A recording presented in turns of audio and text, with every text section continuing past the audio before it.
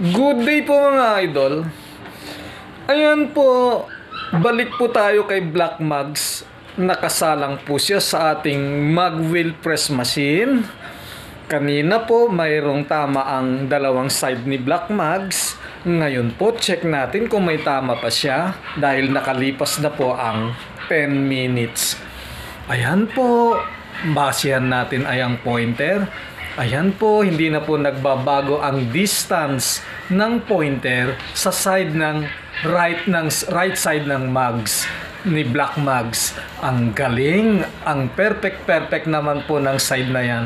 Lipat po tayo sa left side po pala yan. Sorry po. Lipat po tayo sa right side ni Black Mugs. Ayan po, basehan po natin ulit ang pointer.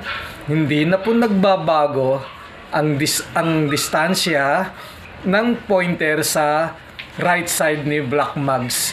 Perfect na po ang pagkakasentro niya. Matutuwa po si customer nito mga idol. Ibibigay na po natin kay customer na perfect na po ang ikot ng kanyang Black Mugs. Yun lang po. Salamat. Bye-bye.